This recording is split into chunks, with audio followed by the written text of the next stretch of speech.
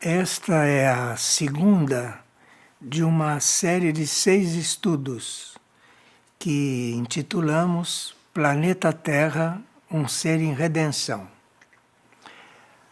A primeira parte constou de uma introdução explicando o que representam os reinos da natureza, o que são eles, e nesta vamos ver muito o que seria também a nossa atitude diante deles. E nós teríamos que ir modificando a nossa atitude diante dos reinos da natureza, porque não se trata somente de usufruir deles, usá-los, mas também de colaborar com eles, ver como podemos colaborar com esses reinos. E o estudo de hoje é sobre o primeiro reino, que é o reino mineral.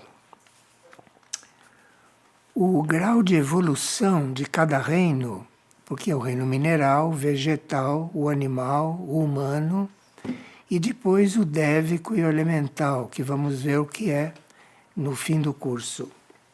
Mas o grau da evolução de cada reino é revelado pela exteriorização da sua luz interior. No reino mineral, essa luz interior se revela nas pedras preciosas, nos metais preciosos e nos cristais, principalmente. E quando se fala em luz, se fala da influência e da existência de essência solar, essência de luz solar, presente nos metais, sobretudo no ouro. Agora, o ouro, dentro do reino mineral, é considerado um metal bem mais nobre, porque ele canaliza a essência da luz do Sol, e outros metais canalizam essência de outros planetas. Bem, vamos então ver alguma coisa sobre o ouro, porque o ouro é aplicado em grande proporção, em maior proporção, em joias. Em menor proporção, nos investimentos. E, finalmente, a menor proporção vai para a indústria. E o ouro é raro no universo e, portanto, é raro também aqui no planeta Terra em comparação com outros metais. Nós realmente usamos o ouro inadequadamente e algumas gramas de ouro seriam suficientes, em certos casos, para estarem em contato com o nosso corpo. Porque um metal que tem essência solar, em contato com o nosso corpo, pode nos trazer muitos benefícios. E algumas gramas de ouro seriam muito úteis usar de vez em quando. Mas não era adequado, por exemplo, você usar o ouro na odontologia, porque isso iria dar uma muito forte vibração, não, dentro do nosso corpo. Bem, as hierarquias, quando falam através dos nossos videntes do reino mineral, as hierarquias dizem que os homens não conhecem bem o mineral. Tudo aquilo que conhecem dos minerais são coisas materiais, são valores materiais que eles mesmos dão. Mas é preciso que a gente conhecesse os minerais, como ele vive espiritualmente, porque o reino mineral é uma expressão de algo que vem de muito distante do próprio planeta Terra. O reino mineral, ele é no planeta a expressão daquilo que nós chamamos de purificação e de transmutação e de sustentação. O papel do reino mineral, principalmente através da água, na purificação, é bem claro o que isso significa. Agora, na transmutação, a água, nós vamos ver mais adiante o papel da água como mar, o que o mar faz realmente aqui neste planeta. E de sustentação, porque sem água o reino humano não pode viver, o reino animal não pode viver e o reino vegetal também não pode viver. Então veja que reino importante é este do ponto de vista evolutivo. E ele cumpre fielmente tudo isso para que ele foi colocado aqui neste planeta. Isto é, a purificação, a transmutação e a sustentação. Ainda desconhecemos quase tudo o que representa a presença deste reino aqui na Terra. E no universo, em outros pontos do universo, ele existe, mas nem sempre é físico, porque se aquele mundo não é físico, o reino mineral ali também não deve ser físico. E nós desconhecemos o que é o reino mineral não físico. Agora, na Terra, o reino mineral padece muito. Dizer que o reino mineral padece parece meio estranho, mas é que o reino mineral tem uma consciência. E essa consciência, que não é como a consciência humana, mas faz parte da consciência cósmica, faz parte da consciência geral, é um tipo de consciência que todo reino tem e que não é bem o tipo de consciência que nós temos. Porque a nossa consciência chega a perceber que somos um indivíduo. A consciência do reino mineral não dá este sinal. Na consciência do reino mineral, ele se situa em todo o reino mineral, não em indivíduos, não em um pedaço de ouro ou num pedaço de pedra, não. Ele se localiza em todo o reino mineral. Então, o reino mineral não tem uma consciência individualizada. O que o reino mineral sente, todo o reino sente. O mineral não sente mais do que o outro. Então, é uma coisa um pouco misteriosa para nós e que nós poderíamos aprofundar e que poderíamos conhecer melhor para que entendêssemos mais esse reino se tivéssemos mais vida interior. Porque toda esta parte interna, toda esta parte oculta do reino mineral, só se pode descobrir, só se pode chegar nela através de vida interior. O que acontece com a humanidade em matéria de sofrimento não chega a equilibrar o mal que a humanidade causa aos reinos da natureza. O que a humanidade causa aos reinos da natureza em matéria de sofrimento para a sua consciência grupal ou para a sua consciência de reino, não chega a poder ser equilibrado, de tão grande é. Mas a humanidade, em vez de tratar os reinos como trata, usufruindo deles, o papel da humanidade realmente seria colaborar com eles e naquela colaboração usá-lo, mas ao mesmo tempo dar alguma coisa aos reinos. E a sua principal tarefa seria de ser guardiã dos reinos, isto é, de não explorar os reinos, não extrair ouro demais da terra, não extrair petróleo demais da terra. Isto é uma falta de senso de guardião, de ser guardião desses reinos.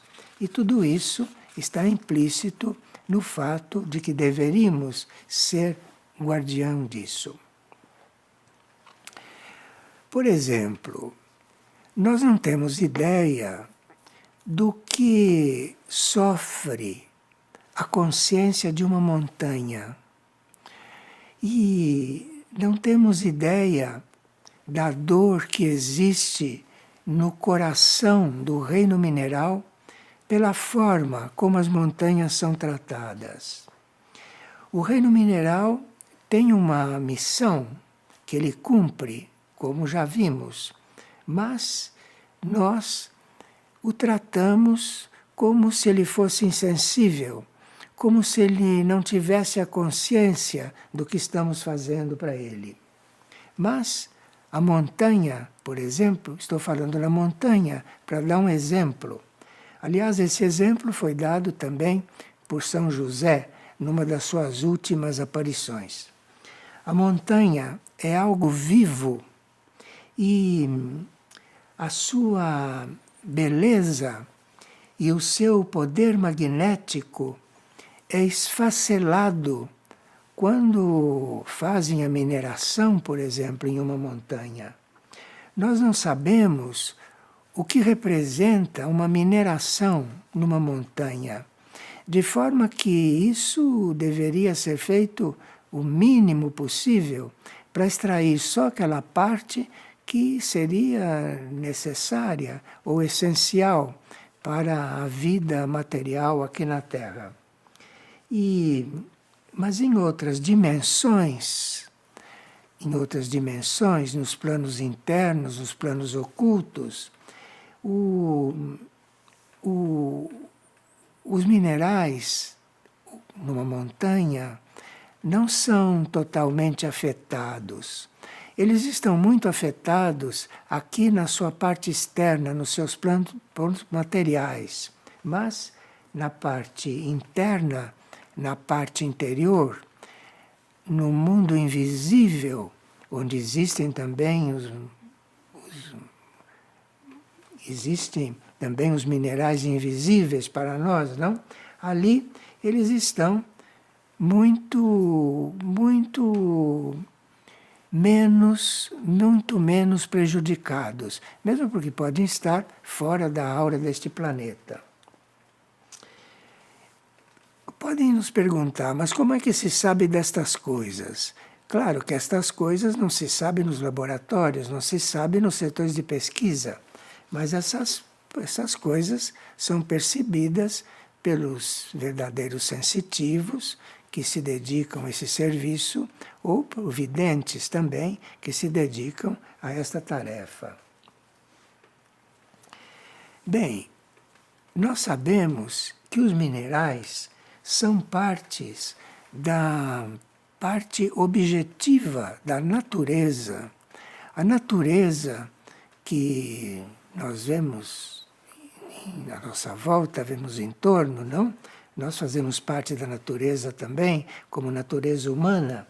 Então, a divindade se torna bem visível através da natureza e através da alma e desse sentimento que existe no reino mineral. Bem,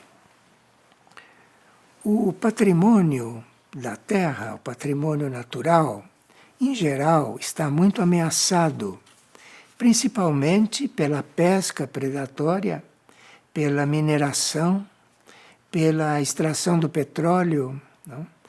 E existem áreas do planeta, existem regiões do planeta que têm sido mais atacadas por essa exploração, como, por exemplo, Fernando de Noronha, aqui no Brasil, o Atol das Rocas, a Chapada dos Veadeiros, a Costa do Descobrimento e aqueles restos, o que resta da Mata Atlântida, no Sudeste, no Pantanal e no Parque do Iguaçu.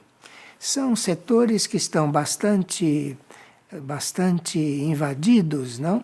Principalmente no que diz respeito ao reino mineral. Bem, os nossos videntes, ou esses sensitivos mais agudos, dizem que cada pedra que é destruída, cada pedra que é violentada, cada porção de água que é contaminada, é como se nós estivéssemos envenenando ou como se estivéssemos destruindo, não? O coração de entidades que são as responsáveis por esses reinos aqui na Terra. E se nós tivéssemos um interesse por aprofundar esse nosso conhecimento, esse nosso sentimento, teríamos saber que os minerais, como também os outros reinos, estão aqui na Terra para que as nossas almas, os nossos seres internos, os nossos espíritos possam se elevar com mais facilidade. Isso é um mistério. O que tem a ver, por exemplo, com o nosso contato com o reino mineral, com o reino vegetal, com o reino animal, com o reino dévico, com o reino elemental, o que isso tem a ver com a elevação do nosso espírito? O que isso tem a ver com a elevação do nosso ser interior? Pois é, isto é um dos mistérios, porque esses reinos, principalmente o reino mineral, ele passa, antes de surgir aqui na Terra, ele passa por diferentes processos durante a sua materialização aqui. E para nós termos uma ideia do processo do reino mineral, e para termos uma ideia do que ele contém de espiritual, nós precisaríamos, por exemplo, nos aproximar daquilo que chamamos de centros planetários. Porque o reino mineral, por exemplo, está muito ligado com um centro planetário que se chama Iberá. E Iberá, como uma espécie de regente, uma espécie de promotor do reino mineral aqui na Terra, Iberá é o que lhe dá, Iberá é o que faz com que nele se desenvolva, não é, uma capacidade de interar os átomos e as moléculas de forma que ele faça uma síntese de certos átomos, de certas moléculas que nenhum outro reino pode fazer. Tanto assim que o reino mineral, que é o resultado também desta influência de Iberá, o reino mineral, pelo seu trabalho nos átomos e nas moléculas materiais, ele tem radioatividade. Radioatividade como nenhum outro reino tem. E cada partícula de mineral, com a sua radioatividade, pode ajudar que o nosso espírito, que o nosso ser interior se fortaleça. Isso é um dos trabalhos ocultos de Iberá. Aliás, cada centro planetário tem um trabalho que conhecemos e tem também um trabalho oculto. Esse trabalho que Iberá faz no reino mineral é um trabalho que nós precisamos sentir interiormente, ou precisamos sentir, perceber com vidência. Bem, então, esta radioatividade do reino mineral vai fazer com que nós consigamos perceber no nosso interior energias extraplanetárias. Então, quando alguém começa a perceber energias extraplanetárias, isto é efeito da radioatividade dos minerais que estão sob digamos, a proteção do centro de Iberá e que faz um contato de muitos devas evoluídos, de muitos elementais muito evoluídos, de grandes devas, com esses minerais. E esses devas agem diretamente nas pedras preciosas, por exemplo. Bom, e assim nós teríamos uma sensibilidade um pouco maior, teríamos uma possibilidade de sentir mais esta radioatividade se dessemos ao reino mineral um amor, não amor material, não amor ambicioso, não ambição, mas um amor desprendido, um amor sem interesse. Como nós poderíamos ficar com um amor desprendido, sem interesse, diante do ouro? Isto é uma coisa que na nossa educação não existe. Você não ter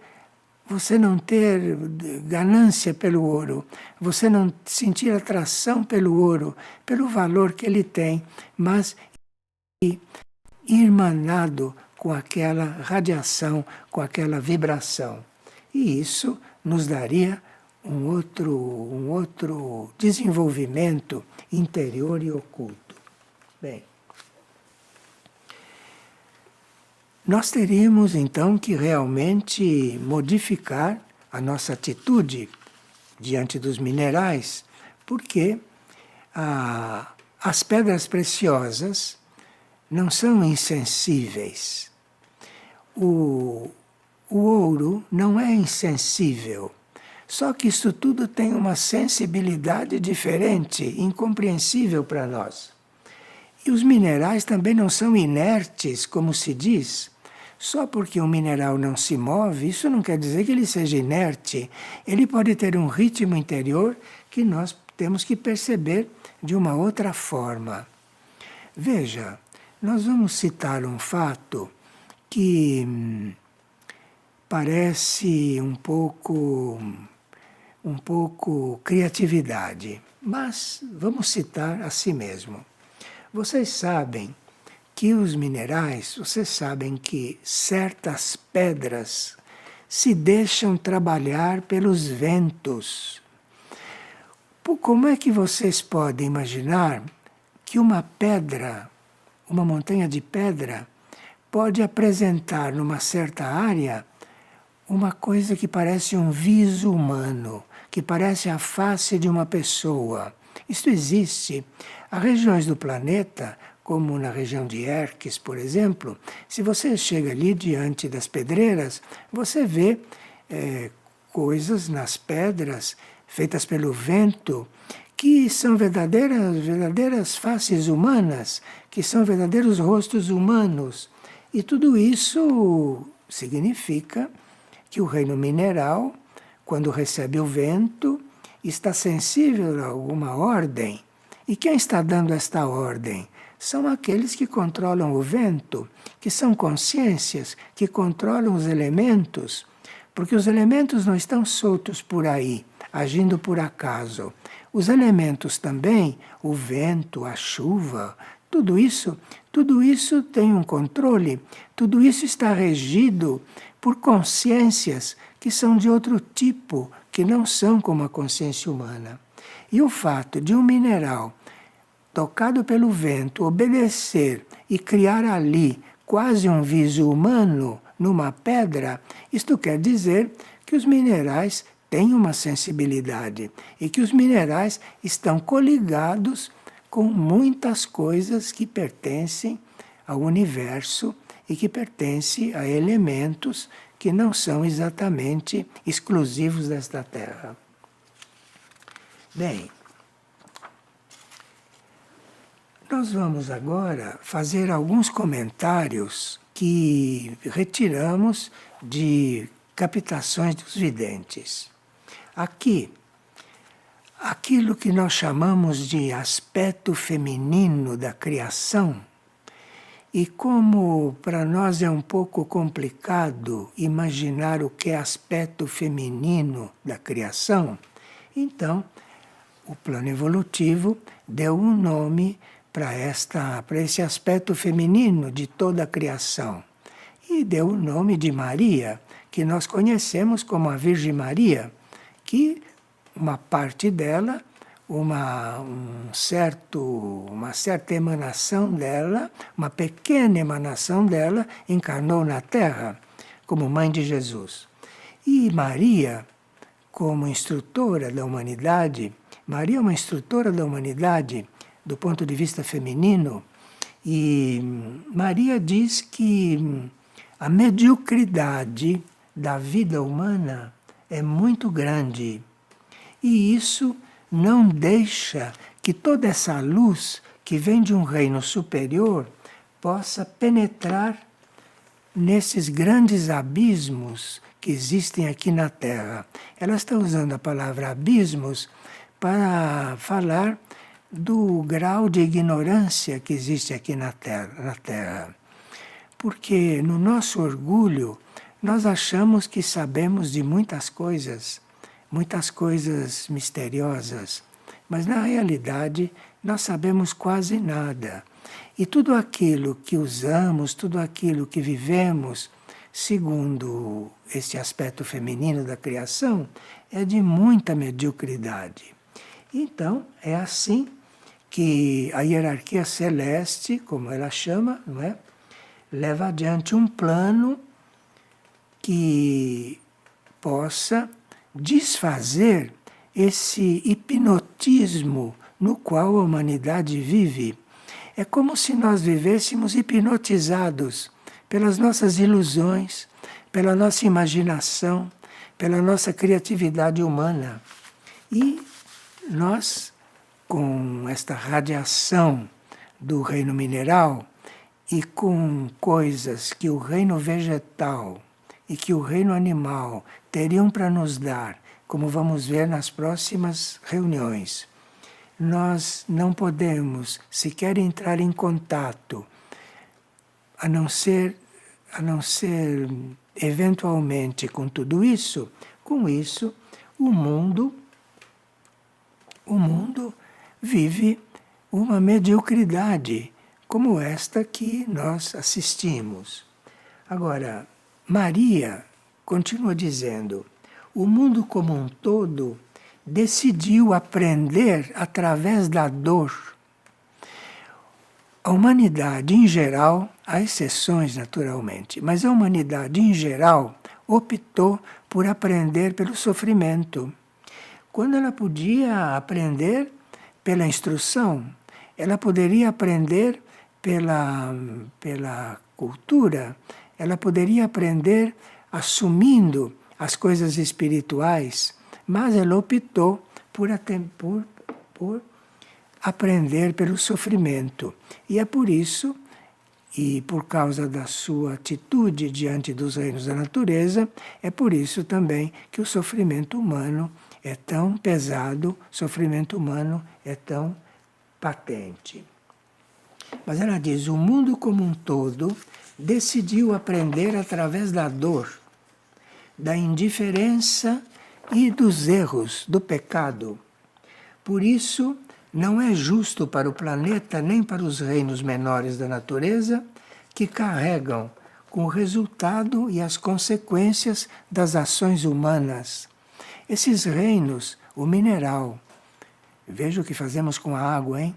O vegetal, vemos o que fazemos com as plantas, os adubos que colocamos, venenosos, e veja o que fazemos com os animais, que trucidamos os animais, matamos e comemos os animais, quando isto tudo devia receber da ação humana um apoio, deveria receber da ação humana uma colaboração. E isso é considerado, de um ponto de vista superior, mediocridade. Isto é, o que nós fazemos revela uma situação de mediocridade. Bom, a água, como mineral, ela surge naturalmente na crosta terrestre. Ela surge naturalmente. Surge bem naturalmente. E ela é incolor, ela não tem cheiro, ela não tem sabor. E com tudo isso, sendo tão simples, e com tudo isso, surgindo naturalmente quando tem que surgir, né? E sendo incolor, sem cheiro, sem sabor, é um líquido essencial para a nossa vida. E nós não poderíamos viver muitos dias sem água. Nós podemos viver 40 dias sem ingerir alimentos sólidos, mas não poderíamos viver 40 dias sem água. Não podíamos viver muito menos dias sem água. E isso é um líquido essencial para a vida. Então, esse reino, se nós nos perguntássemos o que é esse reino, talvez obteríamos uma resposta. Mas nos falta essa necessidade de nos instruirmos numa direção mais interior, numa direção mais subjetiva. E aqui, um Deva, que cuida de muitas coisas aqui na Terra, um conhecido Deva, disse que a força, a beleza, a ternura expressa pela natureza, através da água, é muito, muito importante, muito impressionante. E ele diz que a água, como integrante do reino mineral, tem a função de sintetizar todas as experiências desenvolvidas pela consciência de todos os reinos. Então a água, ela sintetiza toda essa experiência, sintetiza tudo isso. Você, quando ingere um copo, você toma um copo d'água, você ali está ingerindo a experiência, você ali está ingerindo a experiência de um reino, não? De tudo aquilo que os reinos manifestados na Terra experimentam e desenvolvem. Imagina como estaríamos mais evoluídos, não? Se soubéssemos tomar um copo d'água, se soubéssemos usar a água, se soubéssemos estar na água com gratidão quando tomamos um banho. Imagina em que ponto evolutivo estaríamos, como estaria a nossa sensibilidade neste momento. Nós abrimos uma torneira, vemos aquela água cair, que está cheia de cloro, que pode ser uma água que não está mais tão viva, porque atravessou tantos quilômetros de encanamento, desde a fonte que chegou, que ela não é mais aquela água viva. Mas, enfim, isto tudo ainda é vigente. Mesmo a água que sai de uma torneira, mesmo a água que cai de um chuveiro, apesar de tudo, ela ainda mantém todas essas qualidades, ela mantém todas essas probabilidades. E nós teríamos que ter, ao entrar em contato com esse líquido, ao entrar em contato com esta maravilha da natureza, nós teríamos que ter pelo menos uma gratidão, pelo menos sentir ali uma presença. Isto com os nossos sentidos, com a nossa consciência, com a nossa sensibilidade, poderíamos ir desenvolvendo. E se aplicássemos as nossas qualidades, os nossos dons, em reconhecer estas coisas, estaríamos muito mais adiante evolutivamente, porque ocultamente esta água ou outros minerais nos passariam, através da sua irradiação, nos passariam muitas coisas que o nosso interior saberia receber e que o nosso interior iria aproveitar muito. Embora a nossa consciência possa até não reconhecer bem tudo isso ainda. Bem, e aqui este Deva diz que a água é como um grande banco de dados em constante renovação. Porque este banco de dados que a água, isto que a água armazena, isto que a água sintetiza de experiência de todos os reinos, isso está se renovando e isso está aumentando à medida que a água existe. Isso significa que todas as experiências desenvolvidas neste planeta, laboratório, estão incorporadas no elemento água. E os elementos minerais estão em tudo e em todos. Os elementos minerais estão em tudo e em todos. Embora nem sempre se perceba isso. Mas de um ponto de vista interno, de um ponto de vista interior, se pode perceber. E a água cumpre o seu papel de fluir com todas as energias e com todas as informações e mantendo a vida em cada organismo. Aqui diz textualmente que a água mantém a vida em cada organismo. Bom, nós sabemos que o corpo humano, por exemplo, tem muita água. O corpo humano é um grande depósito de água. A água é uma grande parte do corpo humano.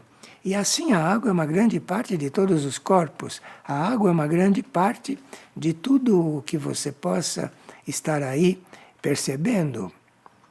Além de ser um fator de manutenção, de sustentação de reinos da natureza, como vegetal, como animal, como humano, como vimos. Para que a divina providência possa fluir,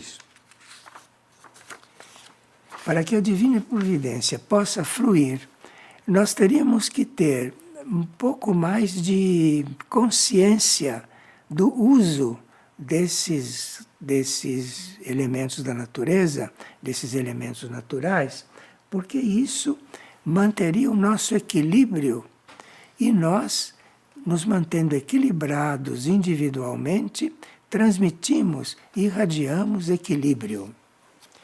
Mas agora vamos aqui ver um pouco a água nos oceanos e o que representa um oceano.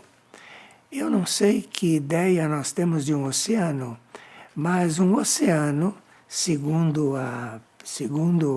o conhecimento oculto, não? O oceano, ele é um espelho, segundo a frase que eles usam. O oceano é um espelho de luz interior sobre o mundo. Como um espelho pode captar a luz interior? O oceano cobre quase toda a face da Terra, não? Há muito mais oceano do que terra, porque é o oceano que é o espelho da luz interior para o mundo. O oceano recebe uma certa luz que existe no universo, o oceano recebe isto e reflete isto para o mundo. Então, por isso é que a Terra tem mais mar do que terra, porque ele é um espelho que recebe esta luz interior, sendo material, sendo físico, absorve luz interior, veja que coisa, hein? E que reflete isto sobre o mundo. E também o oceano absorve códigos de renovação. O oceano está sempre sendo renovado. Vocês veem que os oceanos hoje viraram uma lata de lixo. Muito lixo vai para os oceanos.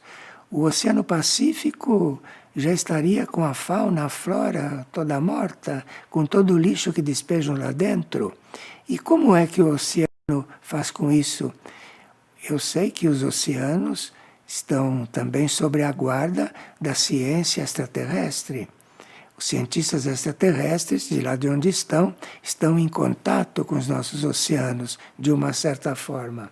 Mas eles são o fator de irradiar renovação aqui na Terra.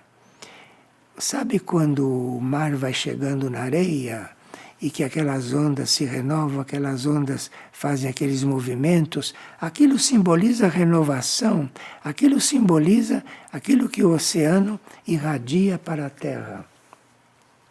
E ela diz também que os grandes oceanos existem.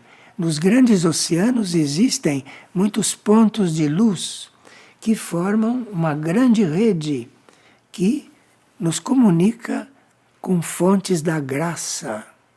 Veja, graça é uma coisa muito abstrata. Fonte de graça, onde está isso? É uma coisa muito abstrata. E o oceano, sendo físico, ele contém na sua natureza vários pontos de luz. Ele contém ali uma rede,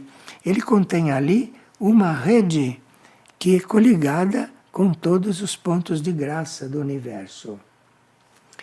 E os oceanos captam os princípios desta fonte.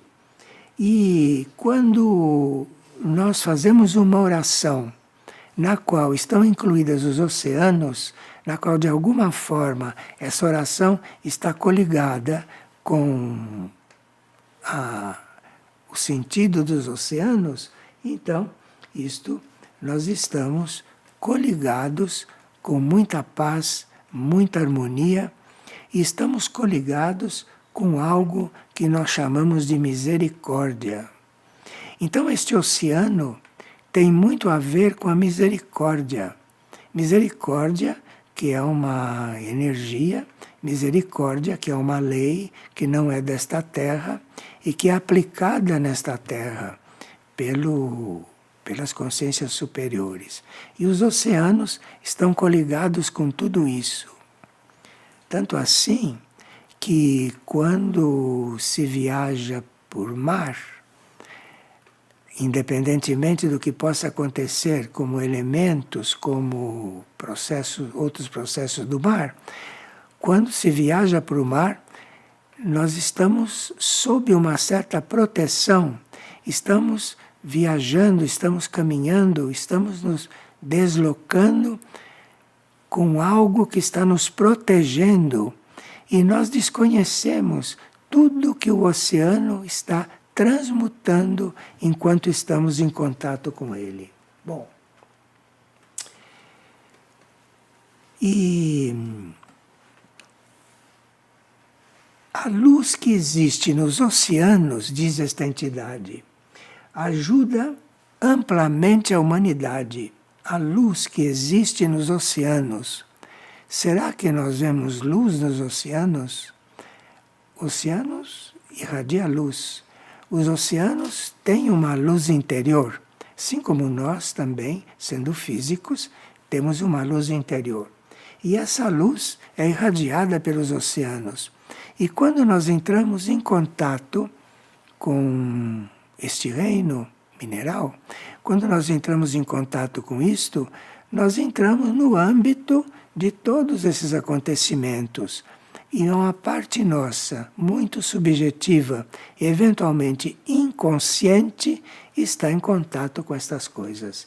Embora a nossa parte consciente nem imagine tudo isso.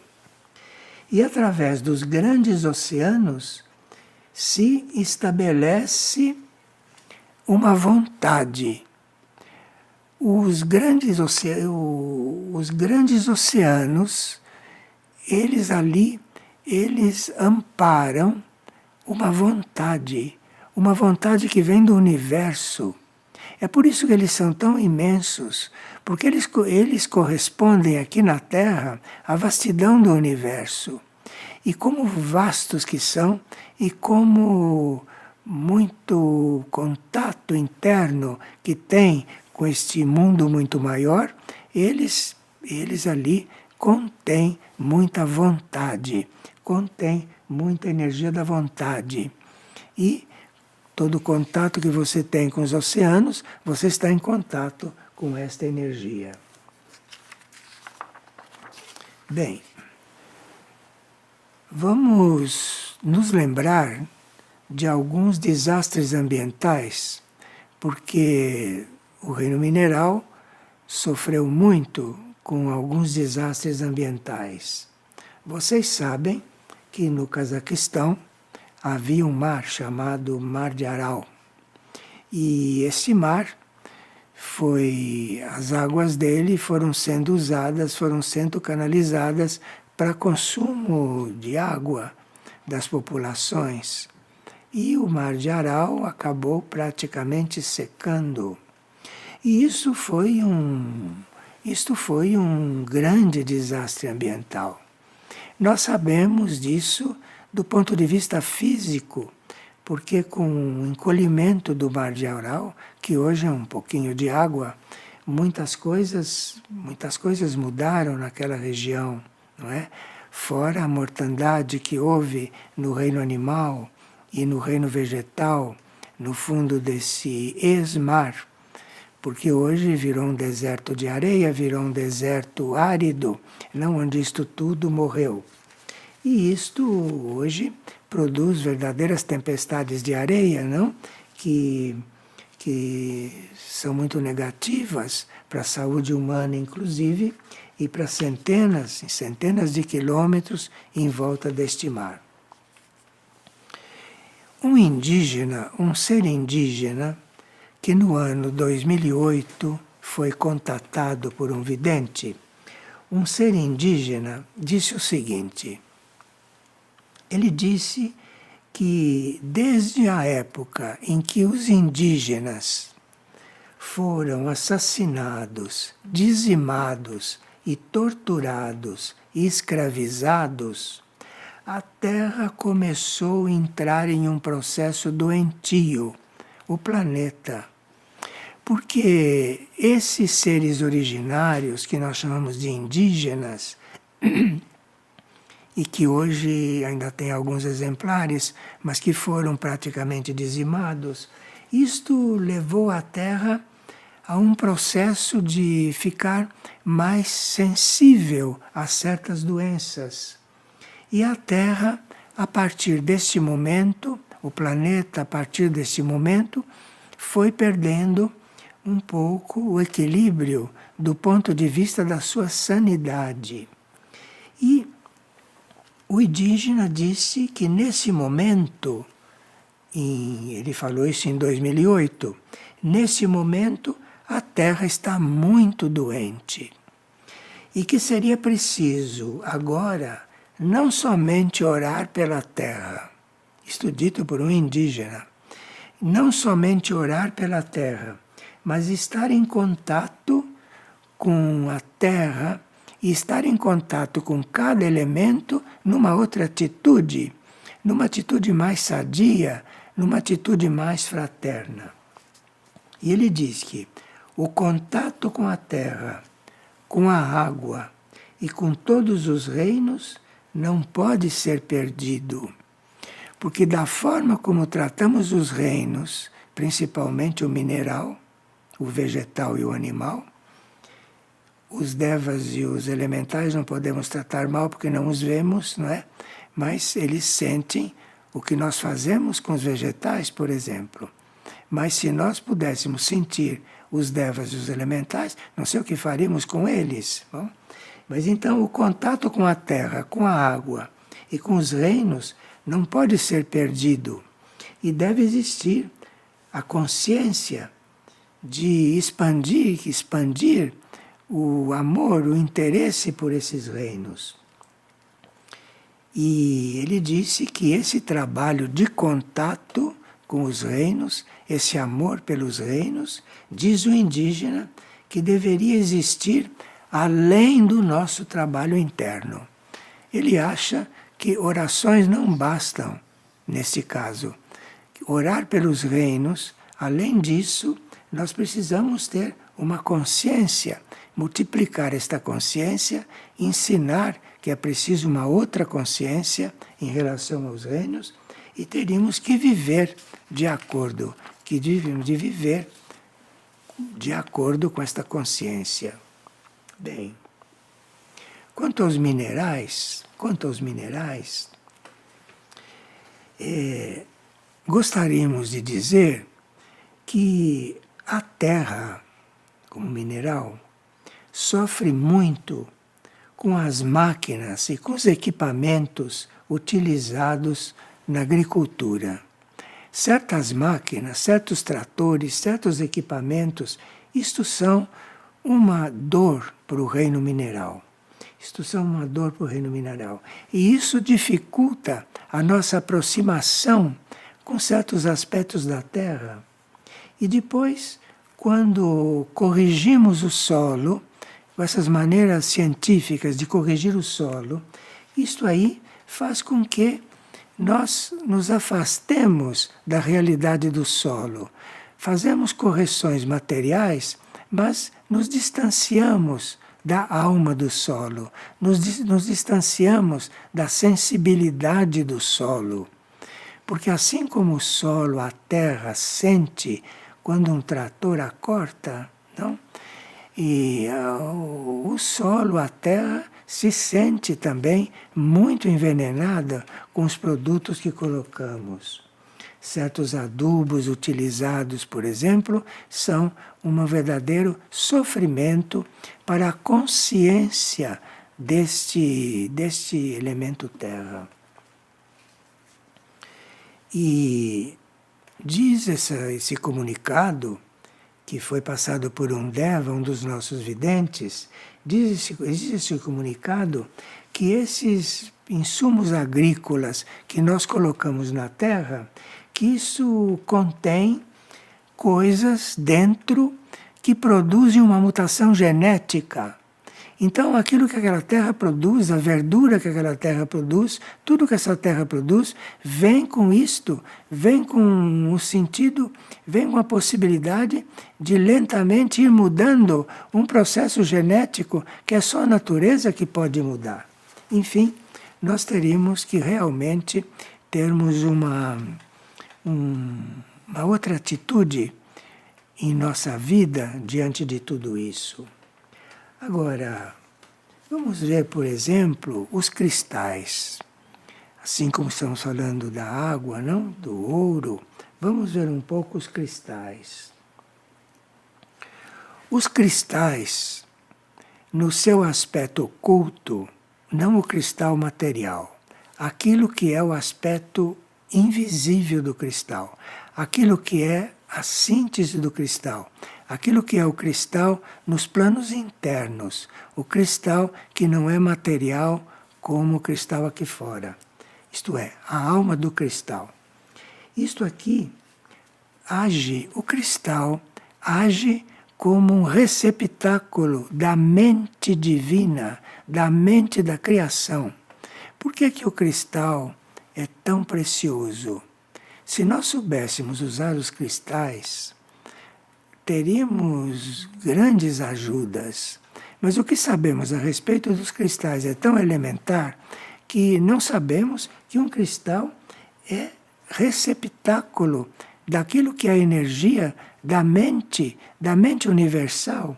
Isso cristal.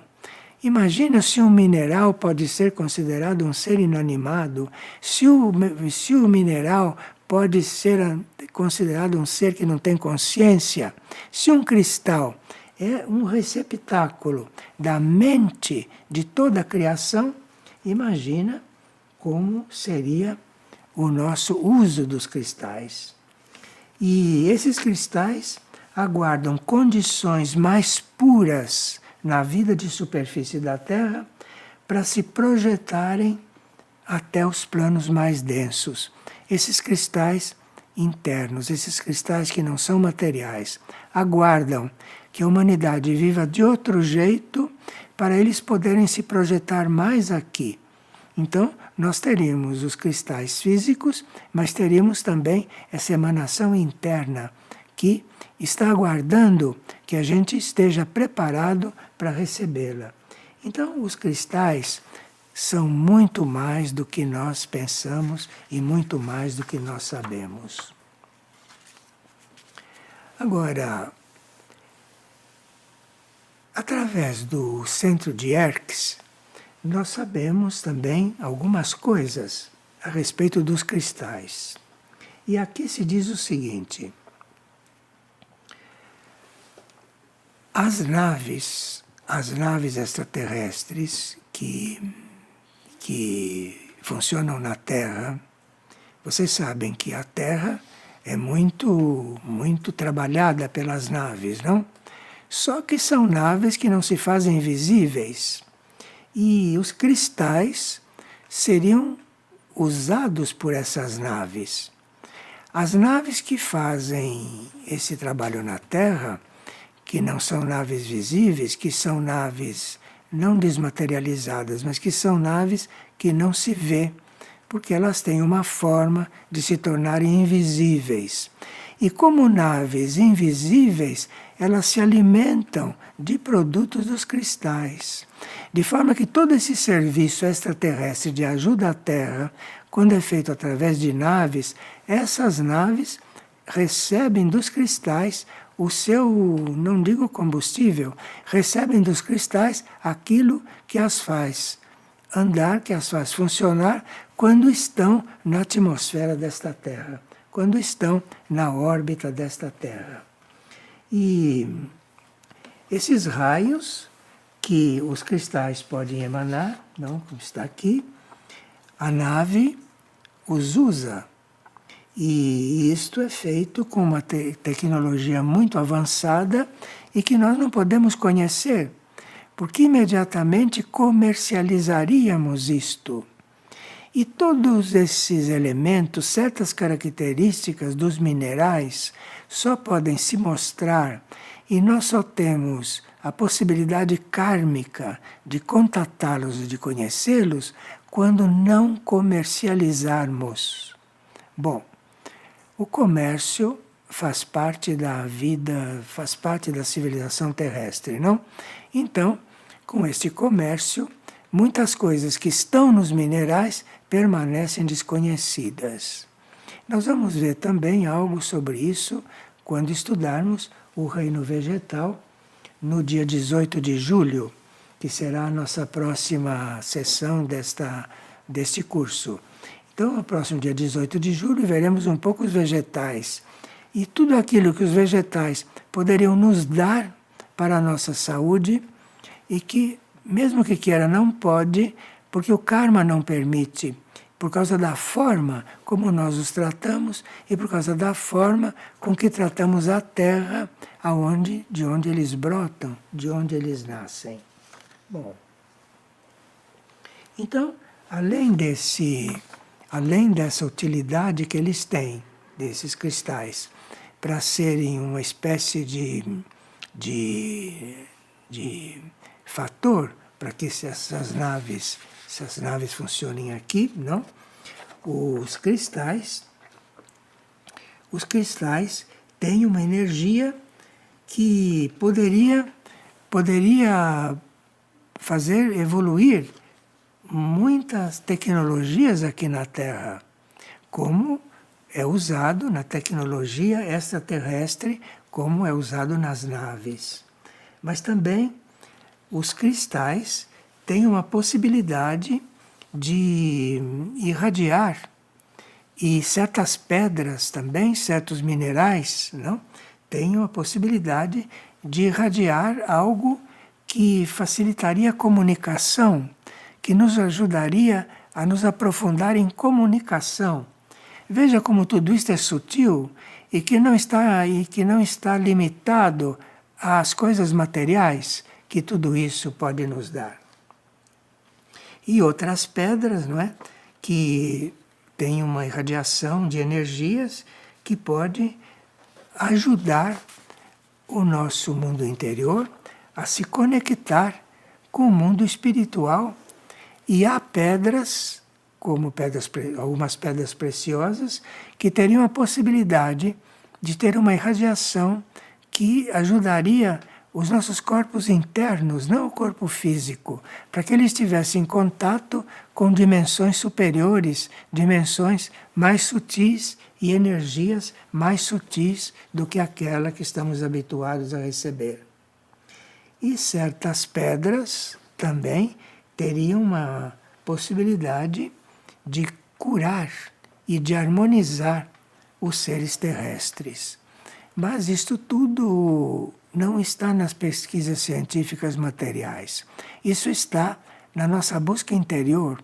Isso está em nós estarmos a serviço das descobertas, estarmos a serviço das revelações que nós necessitamos, porque vai haver uma nova humanidade, e a nova humanidade vai necessitar de tudo isso. A nova humanidade vai necessitar não só de coisas físicas, como nós vivemos procurando, mas a nova humanidade vai precisar de todo esse lado oculto, de todo esse lado sutil dos minerais, dos vegetais, não é? Que são de grande importância e que nós desconhecemos. E também existem pedras cuja irradiação e com cujo uso, não sei como se pode usar uma pedra para que ela influa nas nossas capacidades psíquicas. Isso deve ser, enquanto você tem um contato com a pedra, você está também fazendo um contato interno com ela. Você está considerando aquela pedra não uma pedra, como todo mundo considera, mas você está considerando aquilo uma parte de um reino que está aqui, inclusive a serviço de cuidar da parte psíquica da humanidade. E outras pedras, né, que têm a possibilidade de estar em contato com uma energia que nós temos no nosso coração. Isso ela tem muito oculta, e é preciso que você use o seu coração no seu contato com essas pedras, que você trate essas pedras com a energia do seu coração, que você as tenha como algo muito, muito importante espiritualmente, para que ela possa estimular que a sua energia crística venha mais à tona, que a sua energia crística seja mais percebida. Veja, nós estamos falando de coisas que não são muito materiais, hein?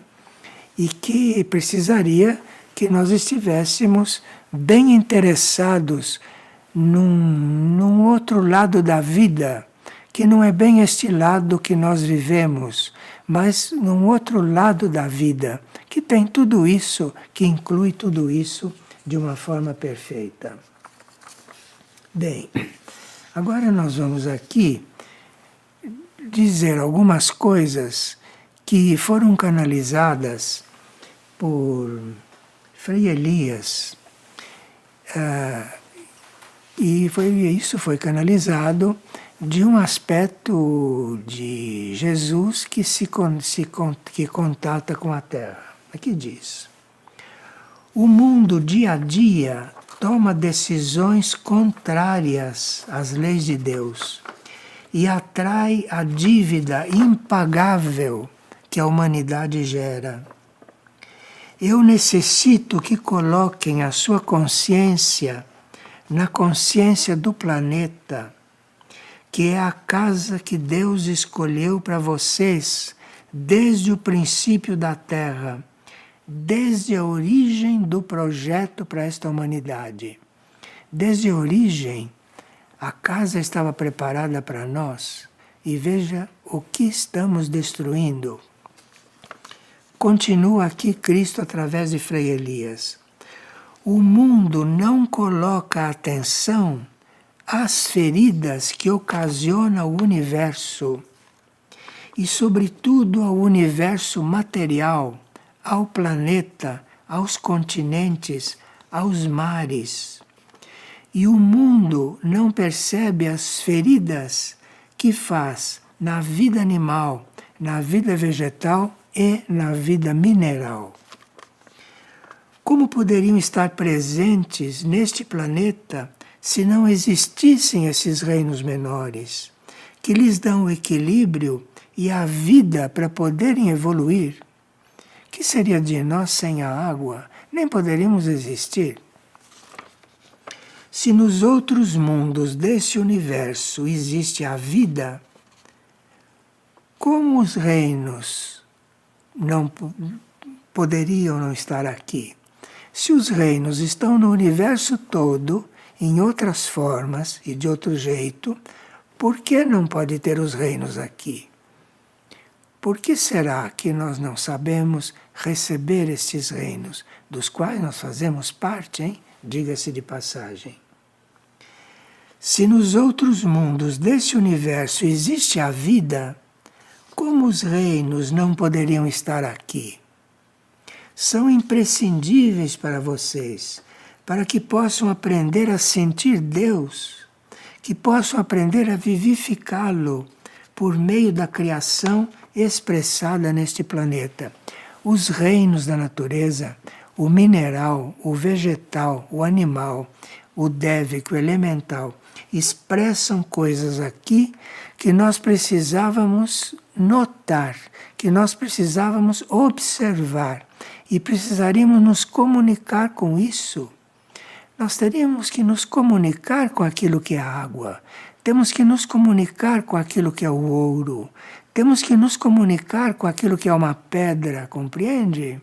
E não tratar isto como objetos, e não tratar isto como uns seres que, sim, são muito diferentes de nós, mas são seres semelhantes a nós do ponto de vista da origem, porque nós também, como eles, viemos da mesma origem e estamos aqui numa forma diferente, estamos aqui num tipo de consciência diferente. Mas esses reinos são nossos irmãos.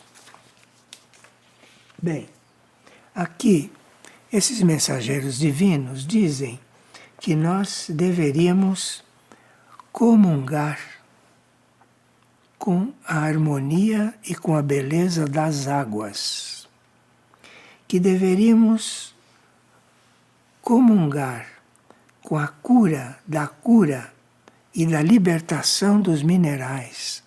Nós deveríamos estar unidos a esses minerais no sentido de colaborar para que haja uma libertação da situação em que eles estão. E aqui os mensageiros nos dizem que os 144 mil que são citados na Bíblia, vocês conhecem, não? A Bíblia fala dos 144 mil. Isso é o número de almas, de mônadas, que estão sendo chamados a carregar a cruz dos reinos da natureza. Esses 144 mil não estão aqui para receber vantagens. Esses 144 mil devem estar presentes neste momento para ajudarem a carregar a cruz desses reinos. E a cruz do reino mineral é muito pesada. A cruz do reino vegetal é muito pesada. E talvez a mais pesada de todas seja a do reino animal, que é trucidado diariamente aos milhões. Então, os 144 mil estão sendo chamados a carregar a cruz dos reinos da natureza. E do reino mineral é muito pesada, porque é um reino totalmente ultrajado neste planeta. Quando você pensa que a água vem pura do parte interior da Terra e acaba numa torneira cheia de cloro, cheia de tudo aquilo que se coloca na água, depois de percorrer quilômetros dentro de canos, isso é uma forma de tratar os reinos, isto é um ultraje aos reinos.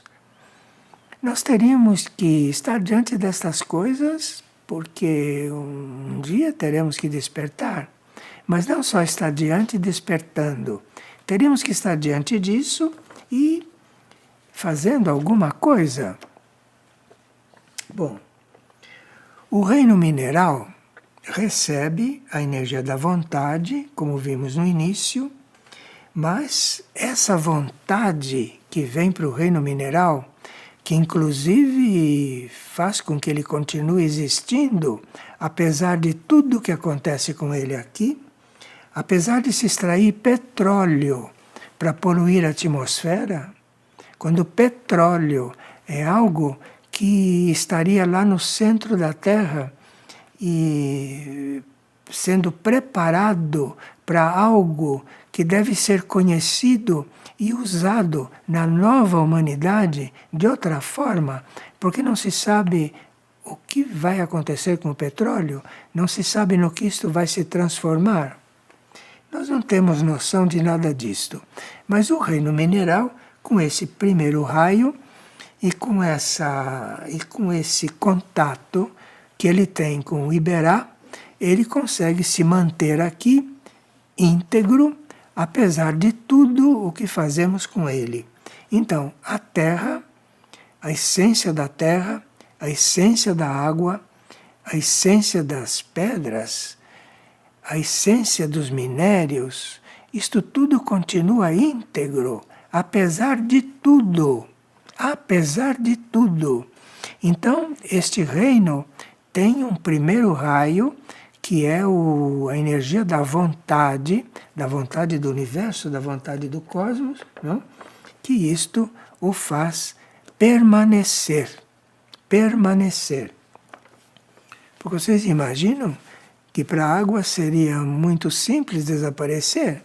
Bastaria que não jorrasse, bastaria que ficasse onde está. Mas tudo isso é muito misterioso e tudo isso está dentro também de um universo de serviço. E o reino mineral, e o reino vegetal, e o reino animal continuam servindo, apesar de tudo. Parece que eles não têm consciência, parece que eles não sentem, mas eles sentem sim, na sua essência. É uma sensibilidade diferente da nossa, é uma consciência diferente da nossa, mas isso faz parte da consciência universal, da qual nós também fazemos parte. Bem, agora para terminar, nós vamos dizer uma frase que nos foi enviada por um desses guias instrutores que estão muito em contato com o lado instrução. Diz: contemplem os reinos e unam-se a eles. Assim abrirão mais o coração. O que nós precisamos é abrir o coração. E para abrir o coração existe um caminho muito curto. Segundo esta entidade, é contemplarmos os reinos. Contemplarmos seria estar diante de um reino, observando, fazendo união com ele. Contemplarmos, não?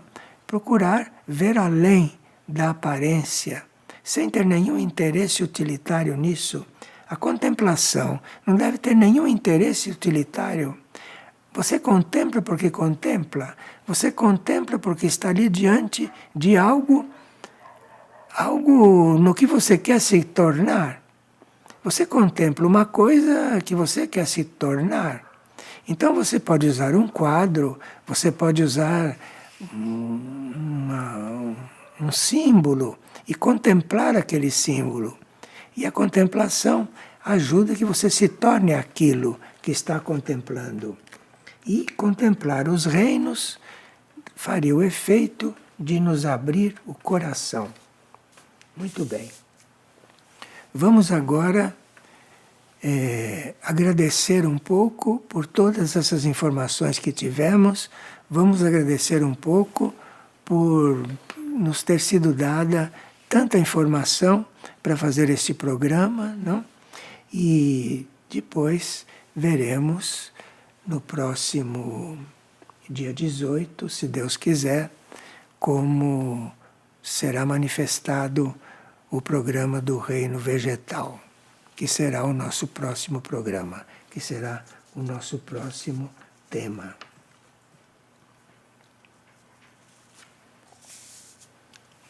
Muito obrigado pela atenção, não é? E até mês de julho. Obrigado.